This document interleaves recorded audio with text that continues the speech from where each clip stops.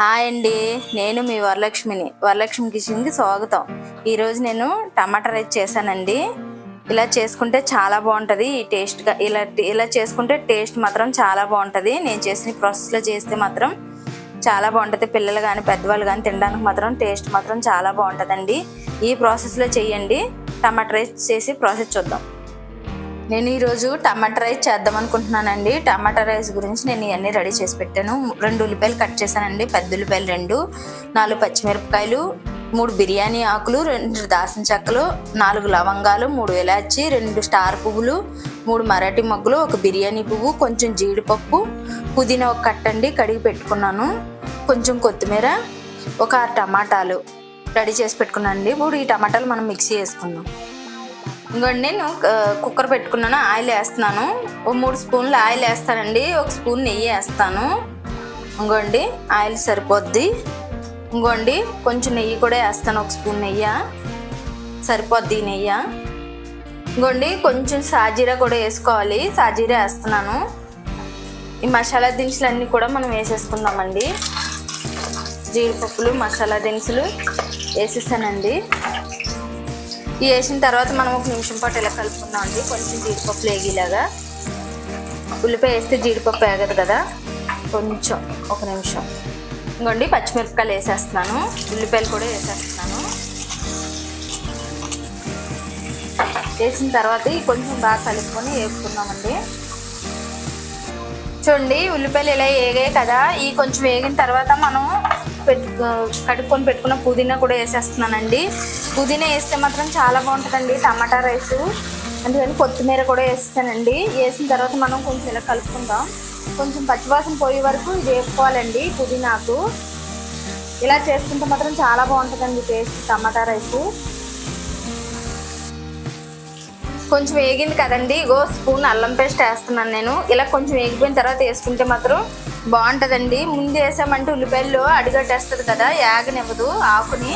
ఇంకోండి వేసిన తర్వాత 1 నిమిషం పాటు ఇలా కలుపుకుందాం మనం. ఈ పచ్చివాసన పోద్దండి 1 నిమిషం ఇలా కలుపుకుంటే. ఇంకోండి టమాటా అది వేగిపోయింది. టమాటా కూడా మిక్సీ పట్టేసాను కదా, వేసేస్తున్నానండి టమాటా.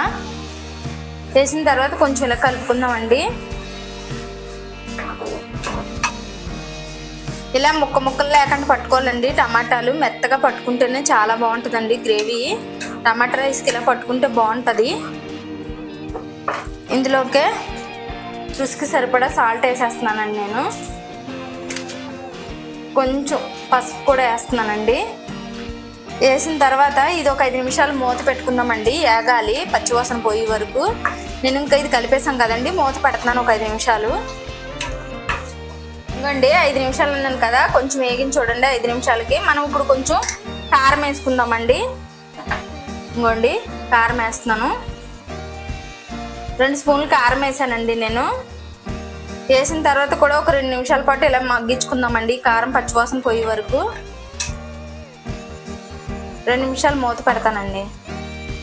నేను ఈ గ్లాస్తో తీసుకున్నానండి టమాటా రైస్కి. ఈ గ్లాస్ని 2 గ్లాసులు రైస్ వేస్తున్నానండి నేను. ఇంకోండి 2 గ్లాసులు వేసుకుంటున్నాను. ఈ గ్లాసుని 2 గ్లాసులు రైస్ తీసుకున్నాను కదండి, ఇదే గ్లాసుని నేను 4 గ్లాసులు వాటర్ తీసుకుంటానండి. ఈ గ్లాస్తోనే మనం ఏ గ్లాస్తో రైస్ కొలుసుకున్నామో అదే గ్లాస్తో వేసుకుంటే మాత్రం పొడిలాడుతూ వస్తుందండి, చాలా బాగుంటుంది అలా చేసుకుంటే. ఇంకోండి 2 నిమిషాలు అన్నాం కదా, చూడండి ఇలా ఆయిల్ తేలినట్టు ఉడకాలండి. ఇలా ఉడికితే మాత్రం చాలా బాగుంటుంది. ఇంకోండి ఇది వేగిపోయింది, నేను ఇందులో రైస్ వేస్తాను. ఇంకోండి రైస్ వేసేస్తున్నాను నేను. ఇది వేగిపోయింది కదా,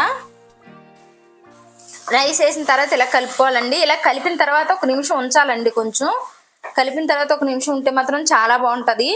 మసాలా కూడా దీనికి పడుతుంది కాబట్టి చాలా బాగుంటుంది. నేను 1 నిమిషం పాటు మూత పెడతానండి. ఇది ఇంకోండి 1 నిమిషం పాటు అన్నాను కదా, చూడండి ఇలా నీరు కూడా ఇంకిపోయింది చూడండి. ఇప్పుడు నేను వాటర్ వేస్తానండి. ఇవ్వండి మనం రైస్ ఎలా తీసుకున్నాం వాటర్ కూడా అలాగే తీసుకోవాలండి. నేను 4 గ్లాసులు వాటర్ వేస్తున్నాను. ఇంకోండి వాటర్ వేసిన తర్వాత ఇలా కలిపేసుకొని మనం విజిల్ పెట్టేసుకుందామండి. 4 విజిల్ రావాలండి. ఎందుకంటే ఇది టమాటా ఉంటుంది కాబట్టి కొంచెం రైస్ ఉడకదండి, గట్టిగా ఉంటుంది కాబట్టి. లేకపోతే 3 విజిల్కే అయిపోతుంది. ఇది నేను 4 పెడతానండి. ఇంక విజిల్ పెట్టేసుకోవడమేనండి. కలిపేసుకున్నాం కదా, ఇంక నేను విజిల్ పెట్టేస్తానండి. ఇంకండి 4 విజిల్ అన్నాను కదా, అయిపోయింది. నేను ఇంక తీసేస్తున్నానండి ఇది.